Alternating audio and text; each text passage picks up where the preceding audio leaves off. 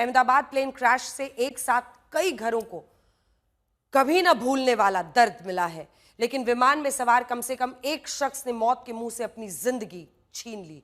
Air India के seat number 11A पर यात्रा कर रहे रमेश विश्वास कुमार अभी तक मिली जानकारियों के मुताबिक जिंदा बचने वाले इकलौते यात्री हैं।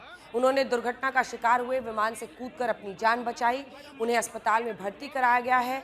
दीव के प्रशासन के मुताबिक रमेश विश्वास कुमार केंद्र शासित प्रदेश के उन 15 नागरिकों में से थे जो इस बोइंग 787 एयरक्राफ्ट से यात्रा कर रहे थे।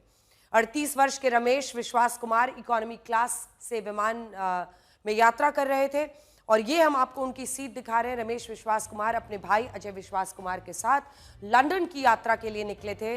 रमेश विश्वास कुमार तो जिंदा बच गए, लेकिन भाई अजय की अभी तक की मिली जानकारी के मुताबिक जान नहीं बच पाई है।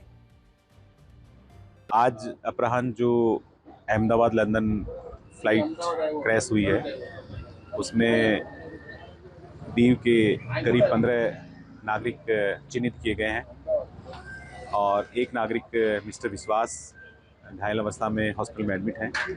दीव प्रशासन ने उनसे संपर्क कर लिया है। ये परिवार जिन्होंने अपने सदस्यों को खोया है वो भी अहमदाबाद पहुंच चुके हैं और हम सब की कोशिश है कि इस दुख की घड़ी में पूरा दमन दीव दादरा नगर हवेली प्रशासन उनके साथ है और हम पूरी कोशिश करेंगे कि उनको हम मजबूत करें।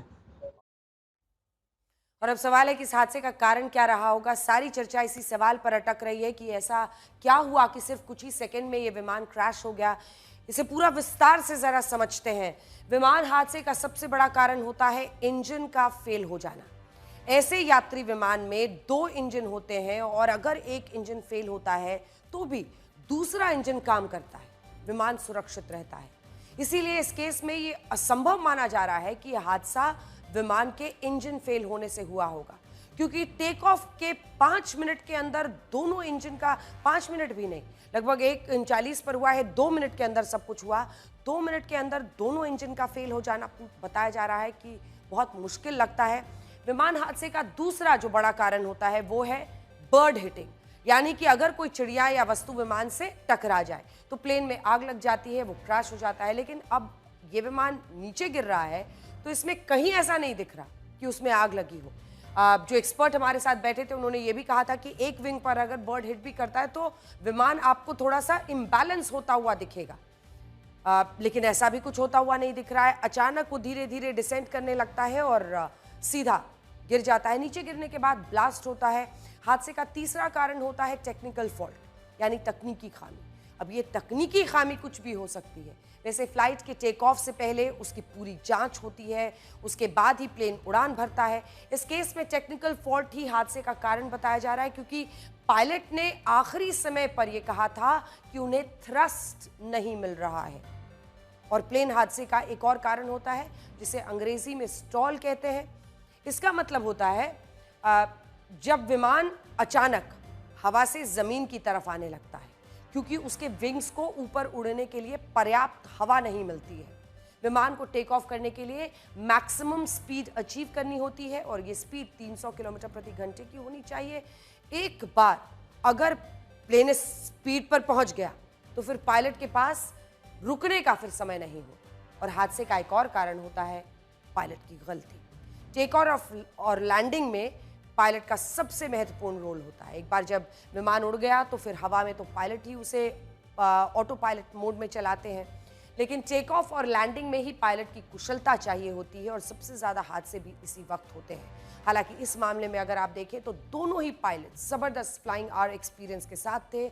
जो कैप्टन सुमित सबरवाल थे उनके पास 8,200 फ्लाइंग आवर्स का एक्सपीरियंस था, जो कि अच्छा माना जाता है, बहुत अच्छा माना जाता है।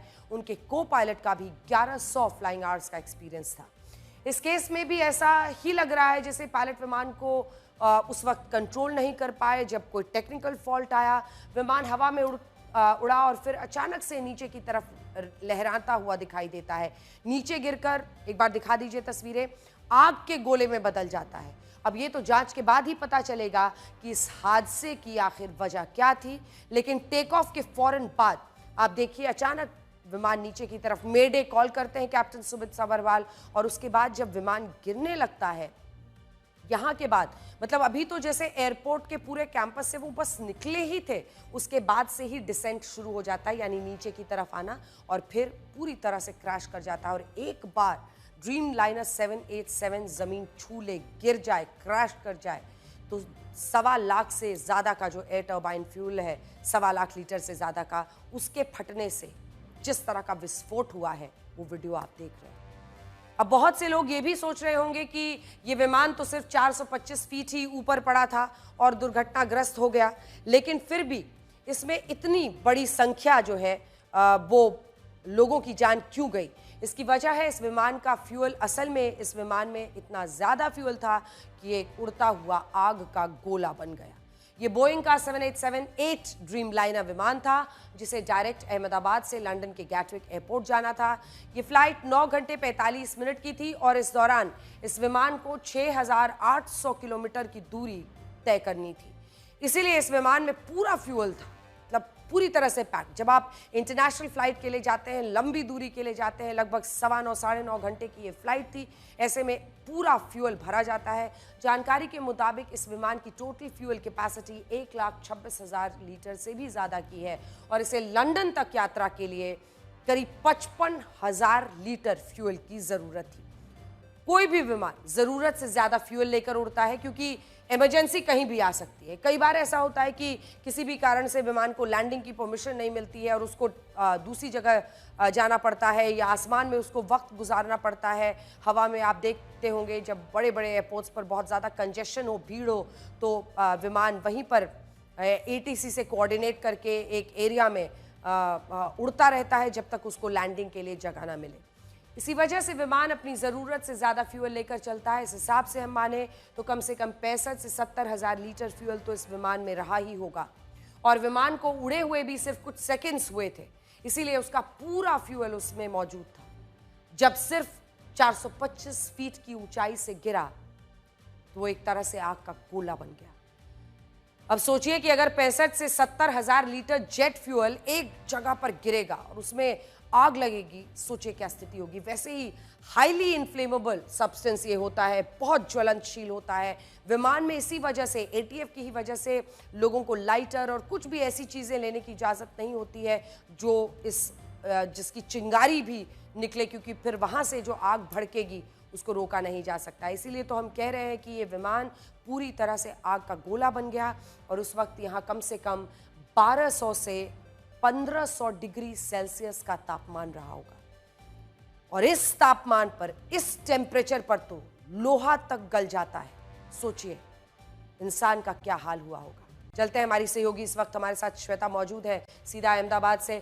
श्वेता, किस तरह की जानकारी मिल रही है उस हॉस्टल के मद्देनजर भी, क्योंकि हमने वहां पर भी जो तस्वीरें थी हम अपनी ग्राउंड रिपोर्ट दिखा चुके हैं, वहां पर क्या स्थिति है इस वक्त, क्या जानकारी मिल रही है, कितने लोग वहां से अस्पतालों में गए हैं, कुछ पता चल रहा है? लगभग 50 का आंकड़ा दिया जा रहा है अंजना, लेकिन ये देखिए यहीं पर आप इसको अगर देख लें इस बिल्डिंग के इस हिस्से को, तो आप समझ लेंगे भीतर बिस्तर लगे हुए हैं। देखिए जहां पर स्टूडेंट्स रहते हैं आमतौर पर, और ये वाकई आप सोचिए कि यहाँ पर स्टूडेंट्स बैठकर भीतर सो रहे हों, पढ़ रहे हों, कुछ भी कर रहे हों, और उस समय इस तरह का एक विमान आकर यहाँ पर टकरा जाए। ये रास्ता मैं आपको वो दिखा रही हूँ ऊपर, जहाँ से जो रास्ता है विमानों के जाने का, और उस तरफ जहां पर आग अभी भी लगी है वो मेस का एरिया जहां पर पहले टकराते हुए आया, और यहां पर वो हॉस्टल के बाकी रूम्स में आपको दिखा रही हूँ जहां पर घिसटता हुआ जब प्लेन आगे आया और आग के गोले में तब्दील हुआ, उस समय यहाँ पर स्टूडेंट्स मौजूद थे। और इसीलिए आप इस पूरे इसकी देखिए ग्रिल मेल्ट कर गया है उस गर्मी से, उस गर्मी से पूरा जो मैं नीचे से ऊपर तक देख पा रही हूँ, पूरे में जो ग्रिल है वो पूरी तरीके से मेल्ट करके ये टेढ़ा हो चुका है। यहाँ पर भीतर कितनी बड़ी मतलब जो धधकते हुए आग की लपटें वहां पर पहुंची होंगी, उसके बारे में हम केवल कल्पना ही कर सकते हैं कि क्या परिस्थिति वहां पर रही होगी। आप वहां पर बुक्स और बिस्तरों को आप भीतर देख सकते हैं, तो दूसरी तरफ आप जब यहाँ पर नजर दौड़ाती है ना अंजना, तो यहाँ पर आपको मुमकिन है कि जो एयरक्राफ्ट से छिटक कर चीजें गिरी, दवाइयों की पोटलियां, वो सारी चीजें यहाँ पर दिख रही हैं आपको। कुछ सीट्स, जली हुई सीट्स आपको दिख जाएंगी। कुछ ऐसी चीजें जो लोग ट्रैवल करते हैं तो अपने हाथ में, अपने हैंड बैगेज में रखते हैं, वो चीजें आपको दिख जाएंगी। कुछ कपड़े के टुकड़े आपको जो आग से बच गए होंगे वो आपको दिख जाएंगे। और उन सारी जली हुई चीजों के साथ आप उस खुशी को, उस कुचले हुए सपने को, उस जले हुए सपने को महसूस कर सकती हैं। बिल्कुल। एक बार चलते हैं, हमारे सहयोगी अतुल तिवारी इस वक्त हमारे साथ जुड़ रहे हैं अस्पताल के बाहर से। अतुल, अस्पताल से आधिकारिक जानकारी का इंतजार हम लोग कर रहे थे। आपने पहले ही बताया है कि अब तो प्रक्रिया बहुत लंबी हो चुकी है, क्योंकि कई ऐसे मतलब जो लोगों के पार्थिव शरीर है उनको पहचानना मुश्किल हो रहा है। जिस तरह की आग की लपटें वहां पर थी, डीएनए सैंपल से लोगों को की पहचान की जाएगी, एक लंबी प्रक्रिया चलेगी। लेकिन क्या, कितने लोगों का इलाज चल रहा है, कितने लोग हताहत हुए हैं, इस बारे में कुछ आधिकारिक जानकारी अस्पताल की तरफ से दी जाएगी? बिल्कुल, सिविल अस्पताल की तरफ से अभी तक 41 लोगों का जो लिस्ट जारी किया गया है वही लिस्ट मानकर चलना पड़ेगा, क्योंकि लगभग 1-2 घंटे पहले ये पहले 25 और उसके बाद 16, कुल मिलाकर 41 जितने जो लोग हैं उनके घायलों का लिस्ट जो है जारी किया गया है। और फिलहाल सिविल अस्पताल की मैं तस्वीर आपको दिखाऊंगा। इसी सिविल अस्पताल के तीसरे मंजिल पर लगभग 41 जितने लोगों का इलाज भी चल रहा है, और उसी में एक खुशकिस्मत शख्स जो कि दीव घूम के अपने परिवार के साथ लौटा था, और वो लंदन की फ़्लाइट में सवार था, और खुद ही जब फ्लाइट क्रैश हुई तो वो खुद ही उसमें से कूदकर बाहर की तरफ निकला। उसका भी इलाज इसी अस्पताल में चल रहा है। फ़िलहाल जिस प्रकार से सिविल अस्पताल की अगर बात करें तो एकमात्र इसी शख्स जो कि विश्वास जिसका नाम है, और इसके अलावा बाकी के जो 241 जो पैसेंजर्स हैं उनकी किसी भी प्रकार की जानकारी नहीं मिल पा रही है। अभी तक अगर हम 200 से ऊपर का भी मृत्युआंक की अगर बात करते हैं, या किसी की तरफ से ये कहा भी जाता है ये आंक, लेकिन ये आंक ज़रूर से इससे ऊपर जाएगा, क्योंकि जो मैस एरिया था जहाँ पे जो नर्सिंग स्टाफ और जो विद्यार्थी जो खाना खा रहे थे वहाँ से भी कई लोगों की डेथ हुई है। उसके बाद जो कुछ ही देर पहले जिस बिल्डिंग की तस्वीरें दिखाई जा रही थी उस बिल्डिंग में भी जो MBBS के जो स्टूडेंट्स थे उनकी भी मौत हुई है। तो ये आंकड़ा जरूर से बढ़ेगा। आधिकारिक तौर पर अभी किसी प्रकार की सिविल प्रशासन की तरफ से मौत की पुष्टि नहीं की गई है, लेकिन DNA सैंपलिंग की बात कही जा रही है, क्योंकि जिस प्रकार से आग लगी और फ्यूल, जिस प्रकार से पूरा फ्यूल भरा हुआ था प्लेन में, और जब प्लेन क्रैश हुआ तो जो आग के लपटे थे वो करीब 3 से 4 किलोमीटर की दूरी तक दिखाई दे रही थी। इसी से अंदाजा लगाया जा सकता है कि किस प्रकार का ये भयावह मंजर उस वक्त रहा होगा। और जो डेड बॉडी वहाँ से निकाली गई है, शुरुआती तस्वीरें भी जो मैंने अपने आंखों से देखी, बनाए रखिए, आगे और भी जानकारी लेते रहेंगे। तस्वीरें आप वहां की दिखा सकते हैं। आप दोनों का धन्यवाद हमारे साथ जुड़ने के लिए। लेकिन